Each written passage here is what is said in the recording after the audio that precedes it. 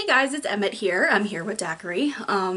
Today I'm going to be doing a Create This Book page by Moriah Elizabeth. I'm doing the Create Letters page. And I've been doing this book for a while now. I got it earlier this year when I first discovered the concept of the Create This Book series. I was looking for an art journal type situation because I used to take these visual journal classes at this cute little place in a local town to me. It was called Gypsy Muse Studios. I know that's not a really politically correct name, but that was just what the name of the store was. And I loved this place. It was so fun. It was so like kitschy and like, I don't know how to describe it. It was very like hippie-ish. And I loved going there, and they had art classes there, and they had visual journal classes where they would give you like a basis to go off of, like, oh, today we're drawing a picture of a giraffe, or today we're drawing birds on a wire. And you would just go with that and do whatever you wanted.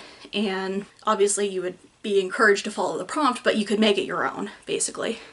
You could do whatever you wanted to it, and I really miss doing those classes. I haven't been able to find anything similar since the store closed. So I was looking for something similar. I was looking for visual journal prompts because I was like, okay, I want to do this, but I might have to do it on my own because I can't find any classes. But I found Create This Book by Moriah Elizabeth, and I discovered her YouTube channel. I discovered she is just an incredible, bubbly, kind-hearted woman, and definitely the kind of person that I vibe with. So I was like, you know what, if she is this sweet and lovely, then I'm sure her book is incredible. So I bought both Create This Book and Create This Book 2, and I started on Create This Book, and it has really gotten me out of the art block I was in. I was in some serious art block for a while because, for those of you who don't know me personally, I have an associate's in art. That's as far as I ever went in college because of my ADHD and autism. That it makes school so much harder than it has any right being. But so I got my associate's in art at a really good community college near me. Like, people come from all over the country to attend this community college's art program. They're Brookhaven College in Farmers Branch, Texas. I am a proud Brookhaven Bear, but I got really burnt out on art during my time there because I'm not a very fast artist. I like to take my time. I'm a bit of a perfectionist, and they push you to make a lot of art in a short period of time, which is what you want from a professional art standpoint. But I'm just not that kind of person. I have clinical OCD. It makes it really hard to do art fast. I like to take my time and be thorough and make sure I'm giving enough dry time, that I'm fully fleshing out the ideas. And it's not the right way to be an artist, I will tell you that much. The right way to be an artist is to produce as much as possible, as quickly as you can. Because the more you create, the more you practice, the better you'll get. I don't recommend my style of being slow and methodical to anyone. Like, it's just not a good way to be. But being pushed to create art so fast and so frequently, it really burned me out, just because that's not how I operate. So for a good while after college, I just haven't been creating much. Like, I do reborn babies. I have an Instagram, Violet Fields Nursery, where I show off my reborn dolls, and that has been my creative outlet. I haven't done much, I guess, traditional art, you would call it, because, okay, let me show you. This is one of my reborn babies. So it's traditional art. Whoop, her arm is going crazy there. It's traditional art in the sense you use like a paintbrush and paint, but it's not traditional in the sense that it's not like on paper or canvas. Bless you. This has been my creative outlet. She looks very red under this lighting, but I promise that's just my overhead light. That's been the extent of my creative outlet. And then my art cart, where I do all my reborn stuff, broke over the holiday season. I wasn't able to use it. My mom was trying to put it away in the closet for the holiday season so we could have our upstairs Christmas tree out, which I was kind of opposed to in the first place because I was like, I want to still be able to create over the holidays, but she was like, no, we're having this Christmas tree up. So she put the Christmas tree up, and then she was moving my art cart into the closet, and my art cart has 4 wheels on it on the bottom, and she was pushing down too hard. Well, I think it actually has 8 wheels. Doesn't matter. She was pushing down too hard, and one of the wheels broke off. So that made it unstable. I couldn't set it up until my dad was able to get around to fixing it. And then it kind of threw off my reborn groove because I had everything on my art cart set up the way I wanted it.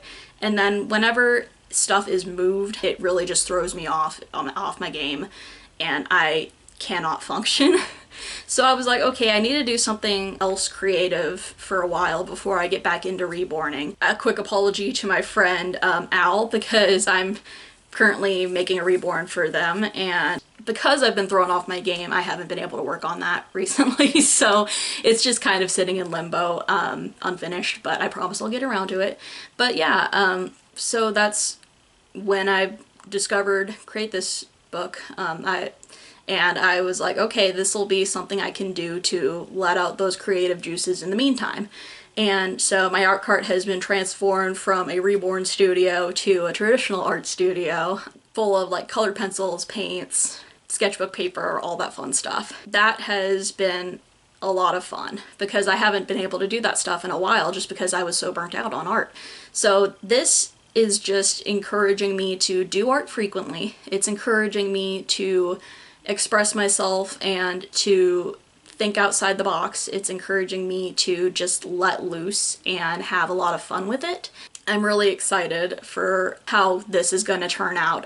This page that I'm doing in this video, it's not my best work, but it is definitely one that I had a lot of fun with. Some of my favorites have been Create Polka Dots, that one was a lot of fun, and then the Create a Pet, that was a lot of fun. But I'll do a final flip through once I'm done with the book. I don't know how many videos I'm going to do on this because I don't know if this is something people will be interested in.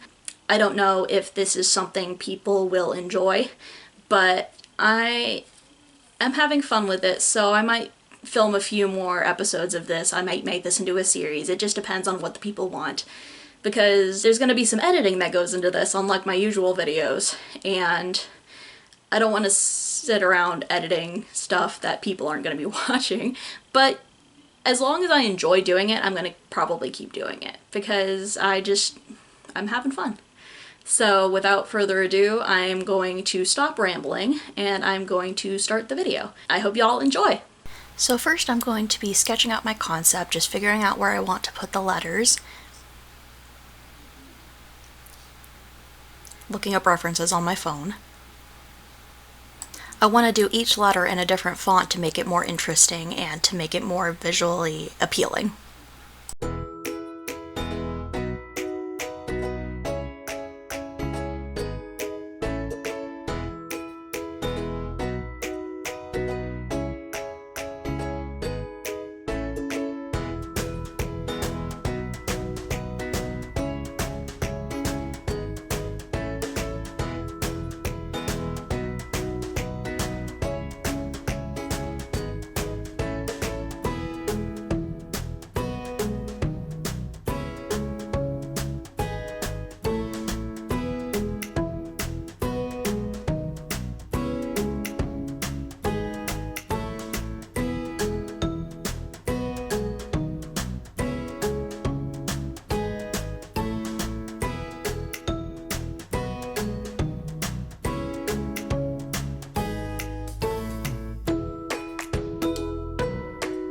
And now I'm just taking my kneaded eraser and erasing the line art to a point where I can still see it, but it won't interfere with when I'm trying to ink the drawing.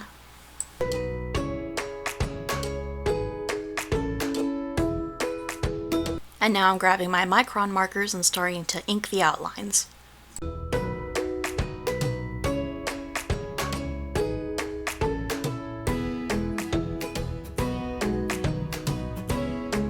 My microns were dying here, so I had to grab a new pack of them.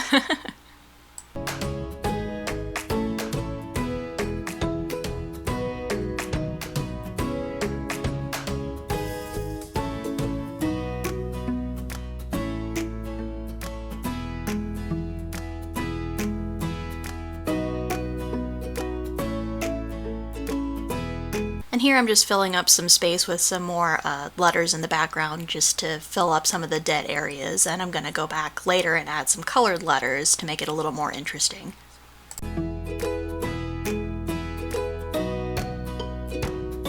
And now I'm just going back in with my eraser and erasing any leftover pencil marks so I can start on the coloring. I really like using Prismacolor color pencils for my Create This Book pages because I have a colored pencil blender that is able to get the colors looking nice and smooth. But the only bad thing about Prismacolors is that every now and again you'll get a bad pencil that just crumbles whenever you try to sharpen it or whenever you try to draw. So you'll notice me sharpening my pencils a lot during this because I had a lot of issues with crumbling leads for whatever reason in this pack of pencils.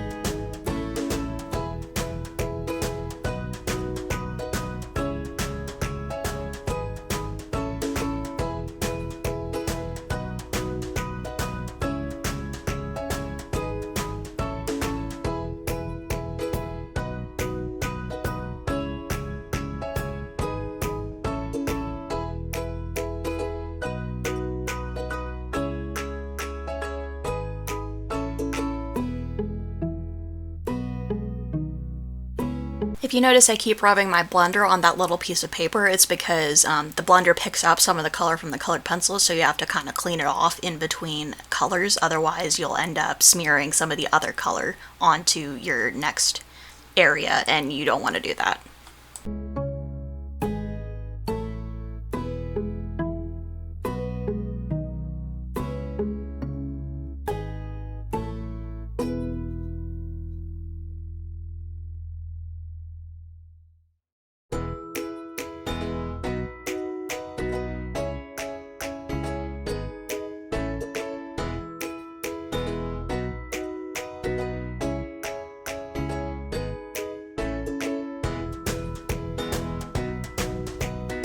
And now I'm just going in and adding some rainbow letters in the background just to try and kind of fill up some dead space. I don't know if it really did much to improve the picture or whether it just cluttered it up, but I think it looks pretty okay.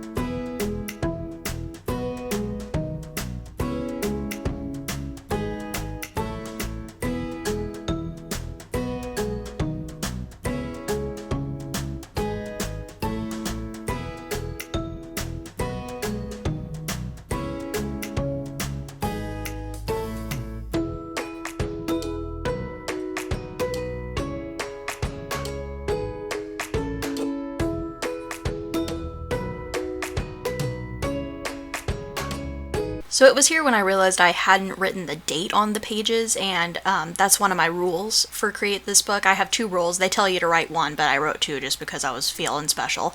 But one of my rules is to write the date on every page that I started the page on, and I hadn't done that, so I'm quickly adding it in. I'm using some Mod Podge to glue it on. It looks a bit out of place, but I don't care as long as I've got that date on there. And now I'm just taping up the pages to protect them from anything, just like Moriah Elizabeth suggests, just so the colored pencil doesn't rub off on the pages, just so dust doesn't get in between them, stuff like that. And here's my final page. I hope you guys enjoyed this video.